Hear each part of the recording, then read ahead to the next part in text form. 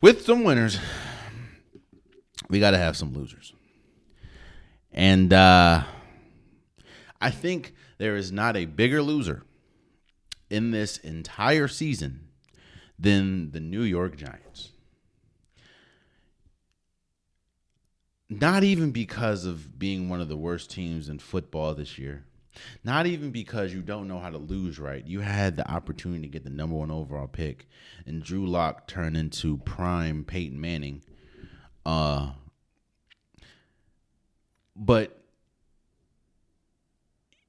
you wanted to base your whole future around Daniel Jones. So much so that you were okay with letting Saquon Barkley not only walk out your door for nothing, but go to a divisional rival in the Philadelphia Eagles. And not only did they win a Super Bowl, he was the biggest reason why they won the Super Bowl. Not saying, yes, shouts out to Jalen Hurts for winning the Super Bowl MVP, but at least getting there. The Philadelphia Eagles rode the back of Saquon Barkley more times than not.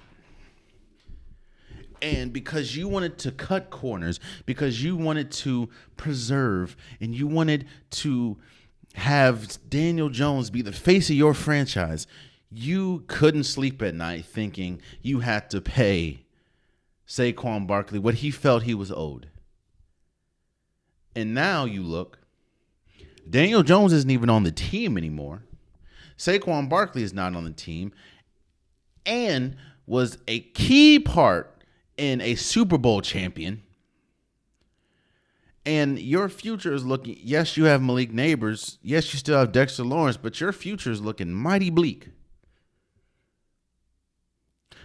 Which is even crazier because even though Daniel Jones is Daniel Jones, he's on a better franchise right now. So yeah, I'm blaming the Giants for why the Eagles are Super Bowl champions now. I don't think the Eagles would be Super Bowl champion if they didn't have Saquon Barkley on the team. And they wouldn't have had Saquon Barkley on the team if the Giants just paid the man. But hey, the Giants are being the Giants had 2 good years, man. In recent memory, 2 good years. And even in that, their regular season weren't great in neither one of them. It's just Eli Manning had, and the defense had an exceptional playoff run. But you're a loser this year. As much as I heap praise on Lamar Jackson, as much as I heap praise on Derrick Henry, and as much as it seems like I heap praise on the Baltimore Ravens, they have landed on my losers list. And when I talk about them, I give the caveat, the definition of insanity. There's no way that you can there's no way, and it's almost insane at this point, to think that the Baltimore Ravens are Super Bowl caliber team, or is a Super Bowl caliber team when they continuously get in their own way. They continuously cost themselves games, chances at Super Bowls.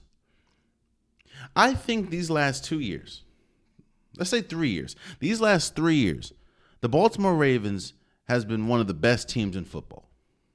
I think that they've had one of the best rosters. I think that Lamar Jackson has been incredible. I think that they've been great.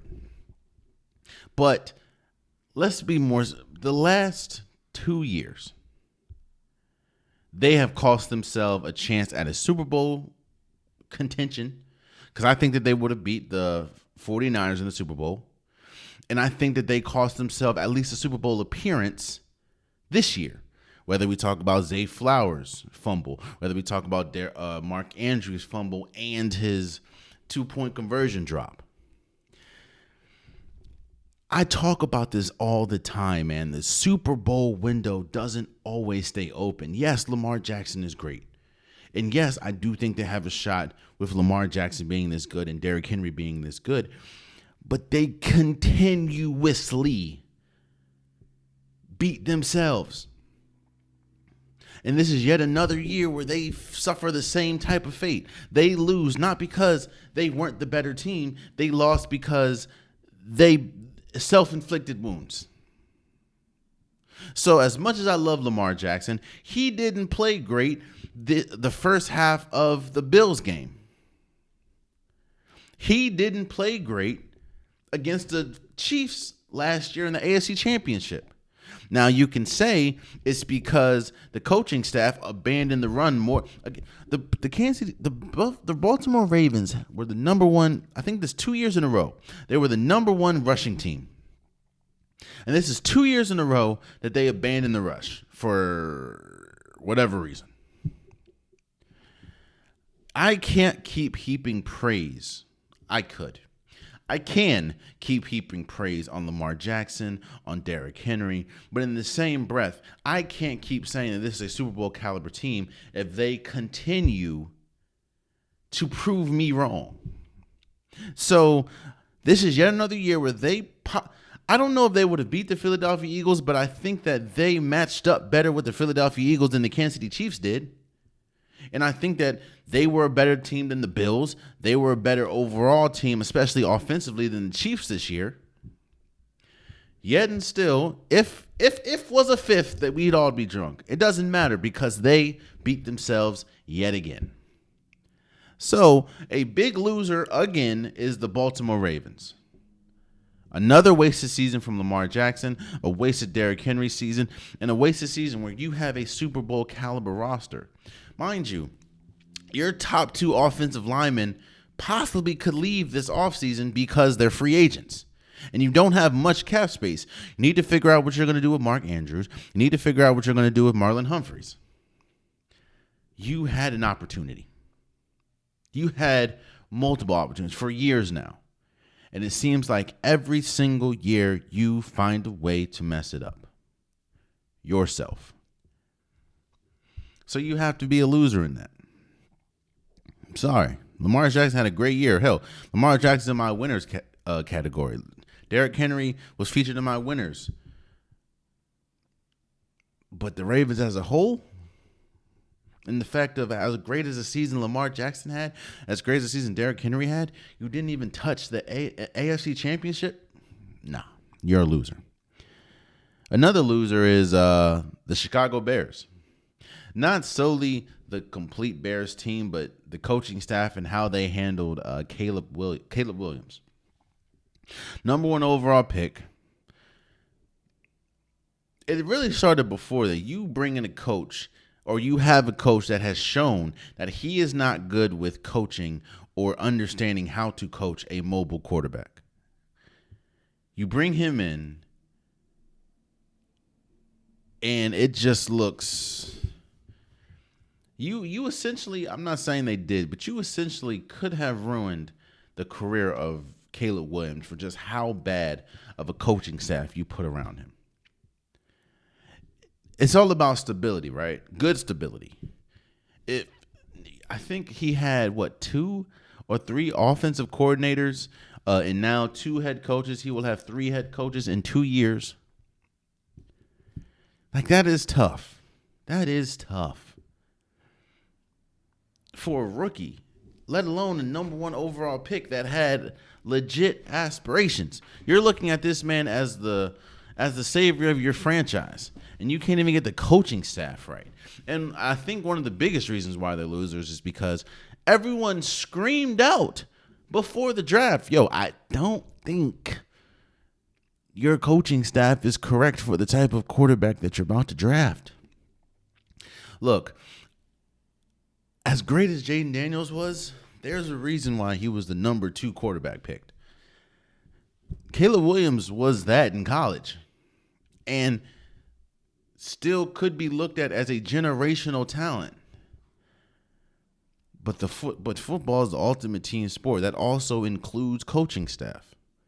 If you don't have the right coaching staff, then yeah. The way they could have completely ruined this man's future. I hope they didn't, but we need to see what happens with the new coaching staff that was brought in. So, but at least this year it was ugly. Mind you, they had an incredible roster. You had DeAndre Swift, you had Keenan Allen, you have DJ Moore, Cole Kmet, great defensive pieces. And they were terrible this year. Big loser. Another loser is the Jets. I think, honestly, they are the biggest loser of this year. And I told you guys this before the season started. There is not a team that has more expectations on their shoulders than the Jets.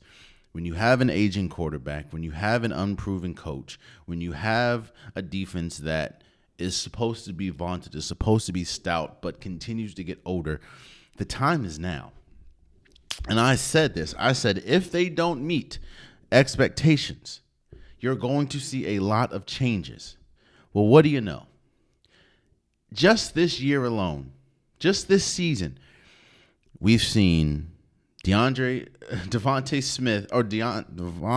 Adams go from the Raiders to the Jets. We saw 2 different coaches. We've seen multiple different offensive coordinators, multiple different defensive coordinators. The defense looked god-awful. I mean, what do you expect? You had a defensive-minded coach, and they looked really good. You fired him, then they look awful. Aaron Rodgers didn't look great. The whole offense didn't look great. And now, when you look, they said they're already going to move off Aaron Rodgers and Devontae Adams. What do you expect was going to happen? Look, I told you this.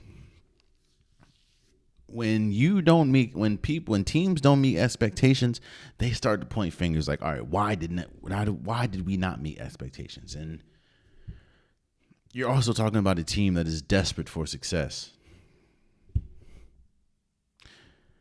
Yeah, I don't think there was a bigger loser in this entire NFL season than the Jets.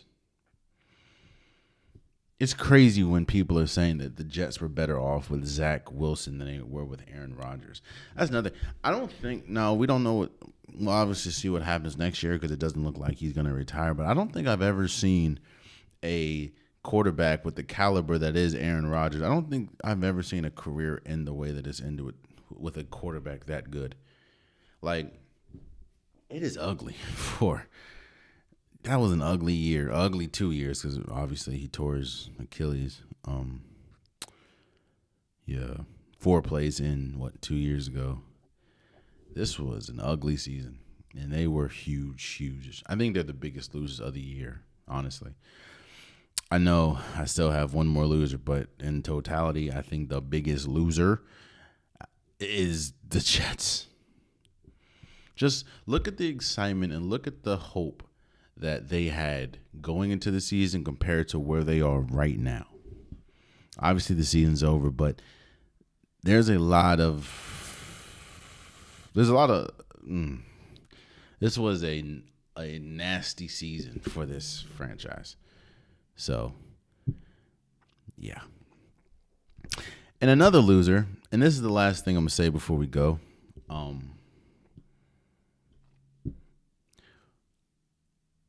I talked about this a lot. I said that winning and having good franchise caliber players allows a team to turn a blind eye to a lot of things that they shouldn't essentially turn a blind eye to. I said that you can put cologne on something that smells bad, and while it still will smell bad, it'll smell a tad bit better because of the cologne. I have said for a while now that the Cincinnati Bengals is a poverty franchise. And people looked at me crazy because they went to a Super Bowl a couple years ago, because they have Joe Burrow, because they have T. Higgins, because they have Jamar Chase, because they have Trey Hendrickson because they have Sam Hubbard? How do they have that many good players? How did they make the Super Bowl, but they are a poverty franchise? Well, the Cincinnati Bengals became the first team in NFL history to have the league leader in reception yards and passing yards in Joe Burrow. I'm sorry. Passing yards and passing touchdowns in Joe Burrow. The Triple Crown winner in Ja'Marr Chase. And the sacks leader in Trey Hendrickson. This is the first team in NFL history to have all three of those on one team and still not make the playoffs.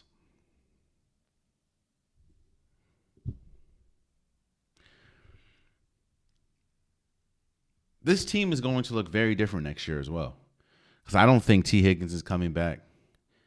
We still got to see what Ja'Marr Chase is going to look like. But this team, I think they took out a loan to pay Joe Burrow. So what do you think they're about to do with Ja'Marr Chase? My last loser is the Cincinnati Bengals. They squandered an all-time year from Joe Burrow and from Ja'Marr Chase and didn't even make the playoffs. Do you understand? Do you understand how bad of an organization you have to be to have one of the historic season from three players in a good way and still not make the playoffs? Do you know how the Cincinnati Bengals probably had the worst, one of, if not the worst defenses in football, and Trey Hendrickson still led the league in sacks, and they still didn't make the playoffs? So for people that said, Jalen, what do you mean they're a poverty franchise? They just made history in the worst way possible. As much as I've given praise and credit to Lamar Jackson, and as much as we've given praise and credit to Josh Allen and Josh Allen winning the MVP, I said this all year. If they had a better record, Joe Burrow would be the clear-cut MVP. He had a better season than Lamar Jackson. He had a better season than Josh Allen. The difference is his overall team wasn't that good. Not Ja'Marr Chase, though, because Ja'Marr Chase had probably, if their record was better, I think Ja'Marr Chase would have had a good shot of winning the Offensive Player of the Year, even over Saquon Barkley, because you could have said, well, Saquon Barkley, he could have had the regular season rushing record. He just didn't go for it. However, Ja'Marr Chase, their team would have been in the playoffs, and he had a triple crown. And the last player to win a triple crown was Cooper Kupp. He won the Offensive Player of the Year. Well, how are you going to give it to Ja'Marr Chase if all that triple crownness didn't even get you in the playoffs? How are you going to give the MVP to Joe Burrow when all that greatness didn't get you in the playoffs? How are you going to give Trey Hendrickson Defensive Player of the Year when all those sacks didn't get you in the playoffs? I said, and I've been saying, that they are a poverty franchise. They are. Plain and simple. My losers this year have been the New York Giants, the Baltimore Ravens, the Chicago Bears, Cincinnati Bengals, and the New York Jets. Oh, man, you stayed to the end of the video. I appreciate you. If you like what you saw, be sure to hit that subscribe button so you'll never miss any content from your boy. You can also go back and watch past episodes, past clips, and don't forget that the Unpopular Podcast, new episodes drop every Wednesday and Saturday. Appreciate you.